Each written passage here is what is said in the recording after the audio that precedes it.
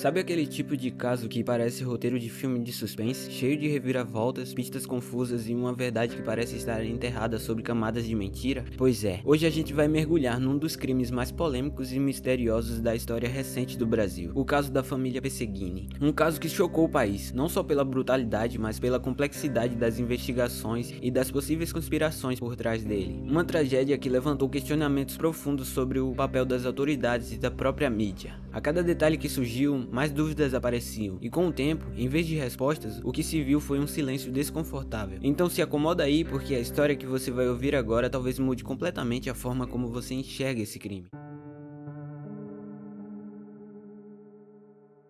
5 pessoas de uma mesma família foram encontradas mortas dentro de casa, entre eles 2 policiais militares e um garoto de apenas 13 anos, que, segundo as autoridades, foi o autor do crime. Mas a versão oficial é tão cheia de buracos que parece uma rede de pescar. E como pode uma história tão cheia de inconsistências ser considerada encerrada? Onde está a justiça quando tantos pontos ficam em aberto? A resposta talvez esteja nas entrelinhas, nos detalhes ignorados, nas vozes que não foram ouvidas, porque às vezes o silêncio fala mais do que 1000 palavras, e esse caso é um grande exemplo disso. Se você acha que já viu tudo sobre esse caso, espere até o fim, porque a gente vai explorar os detalhes que foram esquecidos, as pistas ignoradas e as perguntas que nunca foram respondidas. E não vamos só contar a versão oficial, vamos analisar tudo com um olhar crítico e buscar o que foi deixado de lado. Afinal, até que ponto podemos confiar em uma investigação que parece mais interessada em encerrar o caso do que descobrir a verdade? Prepare-se, porque o que vem a seguir pode ser perturbador, mas necessário. Era 5 de agosto de 2013 quando os corpos de Andréia Bovo Pesseguini,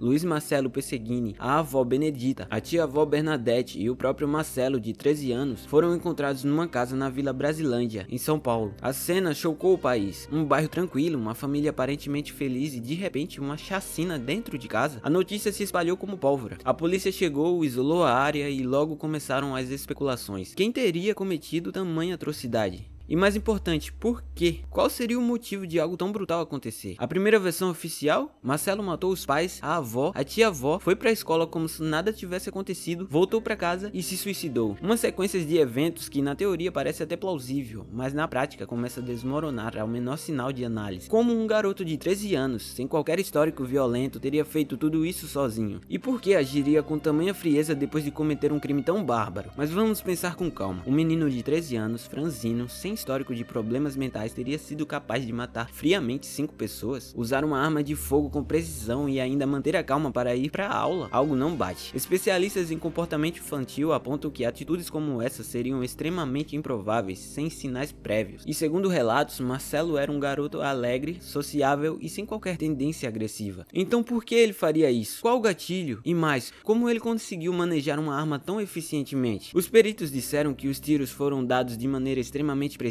A distância, o ângulo, a localização dos corpos, tudo indicava um assassino com treinamento. E mais, a ordem das mortes sugeria planejamento, não impulso. A perícia também encontrou padrões que indicavam controle emocional e conhecimento tático, algo incomum para um adolescente sem qualquer formação militar ou prática com armamento. Além disso, o tempo em que tudo aconteceu levanta ainda mais dúvidas. Testemunhas foram ouvidas e uma delas falou de um churrasco. Depois disseram que a família estava no cinema. Contradições. As versões não batiam, os horários se confundiam e as autoridades não pareciam preocupadas em esclarecer. Cada vez que alguém trazia uma informação nova, ela era desconsiderada ou simplesmente deixada de lado. Isso não é investigação, isso é conveniência. A vizinha disse que viu um carro prata rondando a casa nos dias anteriores. Disse que viu 2 homens, um deles fardado, pulando o muro da casa no mesmo dia do crime. E a polícia ignorou. Esses homens nunca foram identificados, nunca foram chamados para depor, nada foi investigado a fundo. E se eles estivessem envolvidos? E se fossem parte de algo muito maior do que um simples crime doméstico? O que mais foi deixado de lado por conveniência? O mais estranho, quando Marcelo foi encontrado, haviam marcas de lutas das mãos, como se ele tivesse tentado se defender antes de morrer, e isso foi ignorado no relatório inicial. Essas marcas sugerem que ele pode ter sido atacado antes de morrer, o que colocaria toda a versão oficial em xeque, porque ninguém quis explorar essa possibilidade. Medo? Pressão? Ou talvez fosse mais fácil jogar a culpa em quem não pode mais se defender? E tem mais, Andréia, a mãe do garoto, estava prestes a denunciar um grupo de policiais corruptos. Ela sabia sabia demais, ela era uma bomba relógio. E ela tinha provas, sabia nomes, sabia datas, era uma ameaça para muita gente poderosa. O que será que ela ia revelar caso tivesse tido tempo? Talvez essa seja a pergunta mais importante de todas. Coincidência ou motivo? A linha entre coincidência e motivo é tênue quando há tanto em jogo. E quando se trata de corrupção dentro das instituições, o silêncio costuma ser comprado com sangue. Talvez essa seja a explicação para tanto descaso, para tanto erro acidental.